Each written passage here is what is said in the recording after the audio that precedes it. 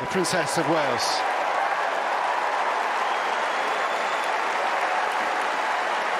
What happened when 5-year-old Elzear stole Prince William's popcorn at Wimbledon will restore your faith in humanity. At 2:17 p.m. on July 7, 2025, Center Court at Wimbledon was already full. The weather was just right, 21 degrees Celsius, warm enough for people to wear light suits, sunglasses, and enjoy the fresh smell of grass under their shoes. The second match of the day was yet to begin, but the stadium was buzzing with quiet excitement. This match wasn't just any match. On court, two of the best players in the world were about to face off, Carlos Alcaraz and Jannik Sinner. Both of them had won Grand Slams. They were also young, fast, and known for thrilling matches. On any normal day, a crowd would come just to see them. But today was different. Prince William and his family were in the crowd. People in the crowd were already live-streaming the moment, quietly turning their phones to capture the royal arrival. It reminded some of the time Prince William appeared at the PSG versus Aston Villa match. So, in spirit of the event, Prince William took his seat in the royal box just after the Duke and Duchess of Gloucester. He nodded to a few familiar faces and accepted a small tub of popcorn from an attendant with a quiet thank you. It wasn't a planned part of the afternoon, but someone had remembered. He always had popcorn at Wimbledon. No champagne, no strawberries and cream, just that. But what no one knew was that the popcorn in his hands, not the players on the court, would become the highlight of the day. Stay with us, because what happens next will surprise you. 3 rows below the royal box, a small boy named Elzear sat squished between his parents. He was 5 years old and in his mind very busy doing nothing. He did not like tennis, or at least, he did not think he did. In fact, he was only there because his parents forced him to come. Every time someone asked what he thought of the game, he would say the same thing.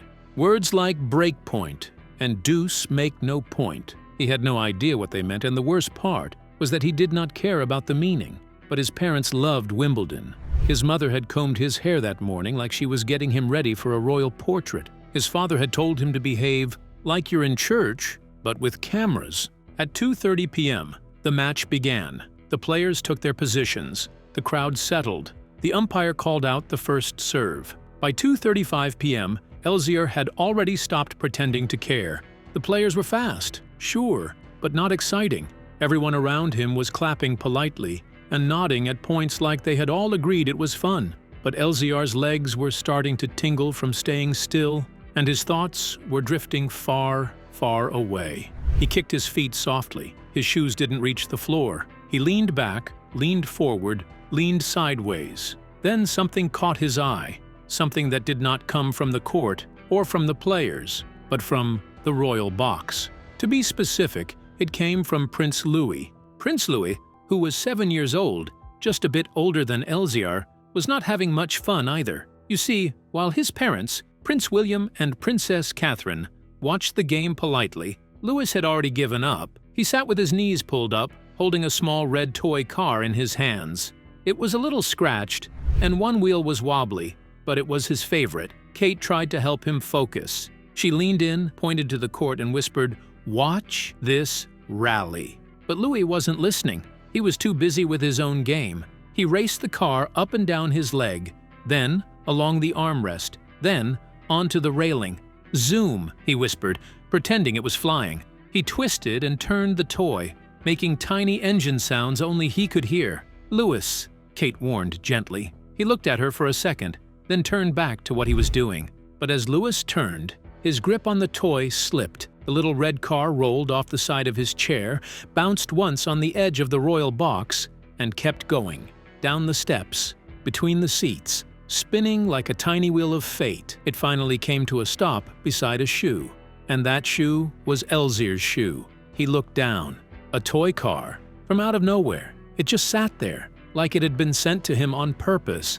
Just close enough to pick up. Just strange enough to feel like magic. He bent down and lifted it carefully. It was warm, and the broken wheel still spun a little. Up above, Louis had stood up.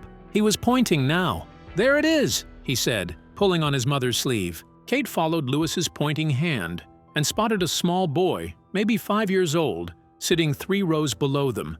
He was holding something carefully in both hands. Louis's toy car. Louis tugged on his mother's sleeve again. "Mom, that's mine," he said urgently. "He has my car." Kate leaned forward, squinting. "Are you sure?" "Yes," Louis insisted. "It rolled down there. I need it." Meanwhile, down below, Elzear's parents had also noticed. His father leaned in. "Elzear?" he asked, gently but firmly. "Where did you get that?" Elzear pointed upward with one finger. "It came from up there," he said matter-of-factly. His mother turned around and followed his finger, then gave a quiet gasp. "That's the royal box."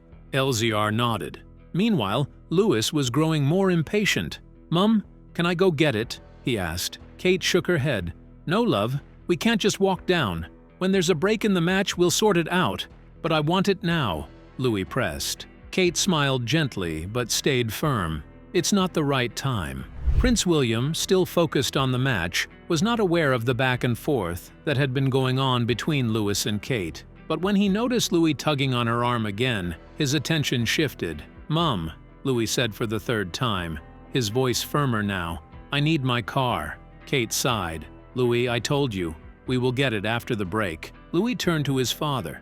"Dad, it's just there. He has it. Can't we get it now?" William leaned down slightly. "The boy with the toy?" he asked, finally piecing it together. Louis nodded. "He picked it up. It's mine." William glanced down the rows and spotted the small boy, Elzear, holding the little red car in both hands, looking up in quiet wonder. William smiled faintly. "All right," he said, setting the popcorn aside. "Let's go get it back then." And that was the moment everything changed. "Don't go anywhere." As William stood up, the quiet shift in the royal box caught the attention of a few people nearby. William made his way carefully down the steps, leaning close to an usher on his way and murmuring something quietly. When he reached the row where Elzear's family was seated, he stopped with a warm smile. Elzear was playing with the toy.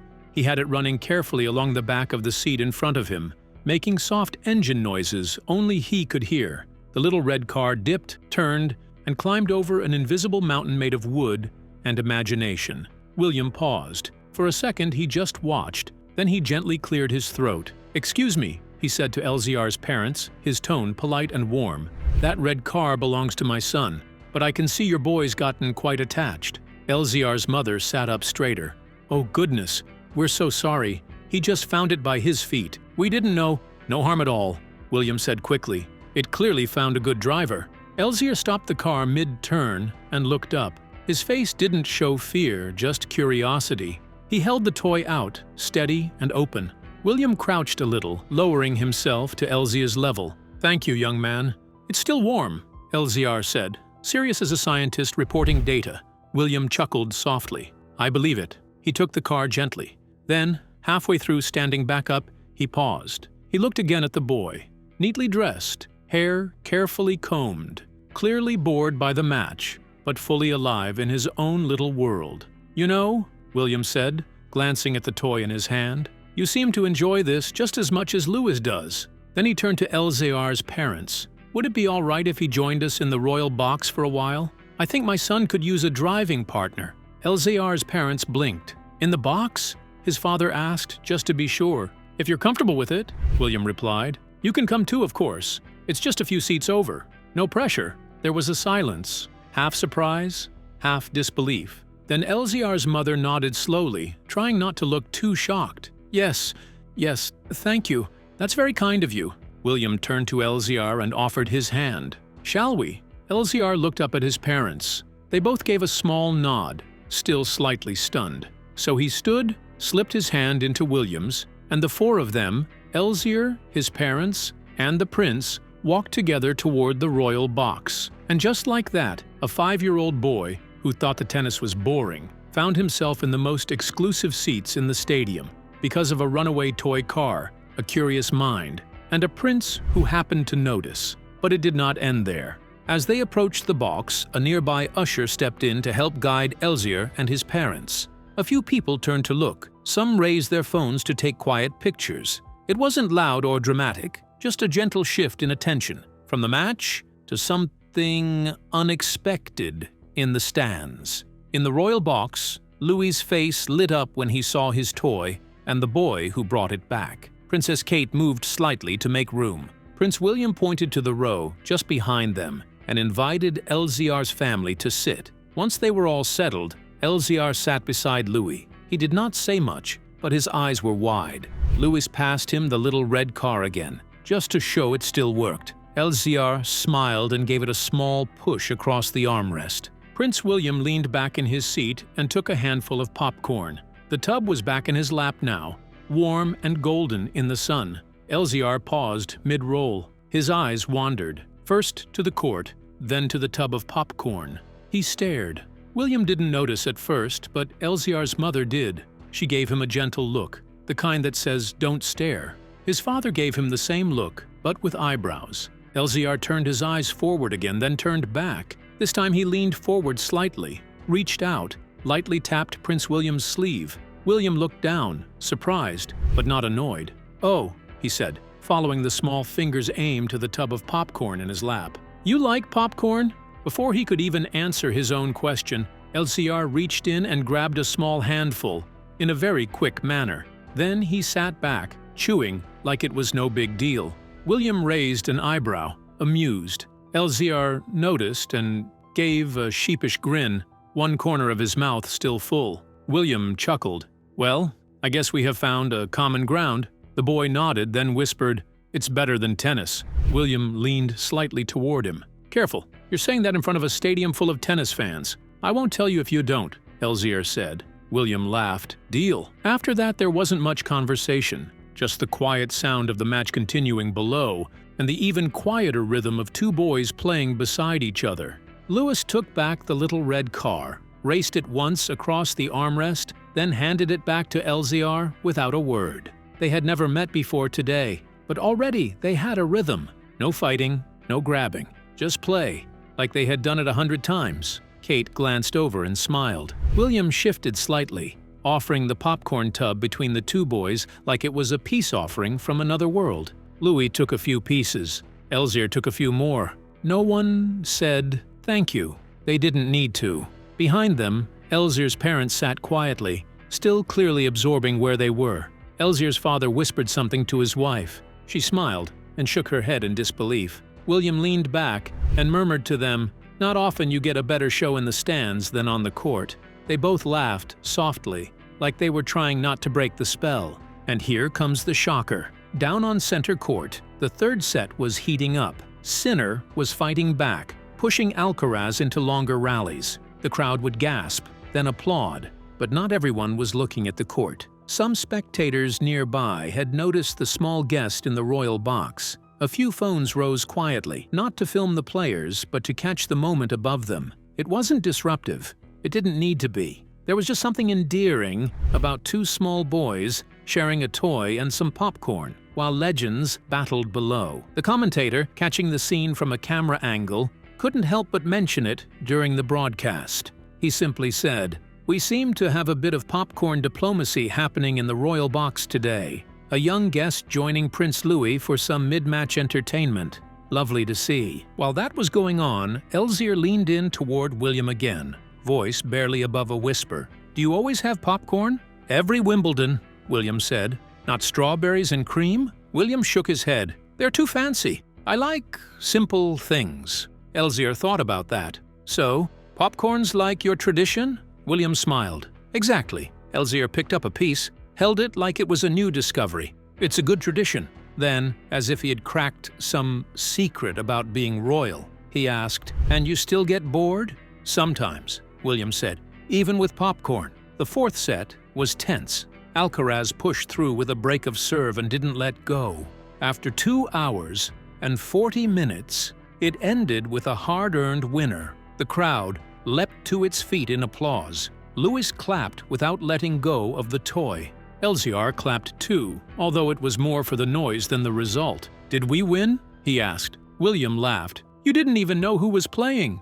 "I do now," Elzear said proudly. "Carlos and the other one." William gave him a high five. "Close enough." Kate stood, smoothing her dress, and helped Louis fix the strap on his shoe. William turned to Elzear's parents again. "Thank you for letting him join us," he said. "He made the match more fun His mother beamed. "It's something we'll never forget. Us too," William replied gently. As people began filing out of the stadium, a quiet moment lingered in the royal box. The crowd was reducing, but William turned back toward Elzear, who was now swinging his legs happily under the seat. "Can I take a photo?" he asked the boy. Elzear, in shock, tilted his head and then asked a funny question. "Do you mean a picture of me?" "With you," William corrected. Elzear grinned. Kate leaned in with Louis. The little car sat between the boys, and the popcorn tub, mostly empty, was in Elzear's lap now. A Wimbledon staff member snapped the picture. It wasn't planned, no official photographer, just a simple moment, one that would quietly travel far. And here comes the twist. Later that evening, as fans uploaded their matchday photos, one image started to spread. It wasn't a winning serve or a victory speech. It was of a 5-year-old boy sitting next to a prince, holding a toy car and a nearly finished tub of popcorn. The caption read, "The boy who returned a toy and stole some popcorn from the future king. Wimbledon, 2025. It didn't go viral in a loud or dramatic way. It just quietly spread across phones and screens, one smile at a time. Many people found it heartwarming. Some of the comments said, "This is the kind of moment we need more often. Pure, unscripted joy. The popcorn diplomacy begins." Others praised Prince William himself. "He handled that so well." "Genuine kindness goes a long way," one teacher wrote, but not everyone saw it the same way. A few people had different opinions. "Sure, it's cute, but let's not act like this wasn't good PR for the royals," one person said. "Perfectly timed photo op. Watch the approval ratings rise," another added. But despite all the comments, the royal household didn't respond. They did not need to, because some moments are not meant for the crowd. Instead, they belong to the people who lived them. So, what do you think about that unexpected moment at Wimbledon? Was it just a sweet gesture or something more? Share your opinions with us in the comments section. If you enjoyed the video, like, share, and subscribe to our channel. Also, click the following video on your screen and you will enjoy it.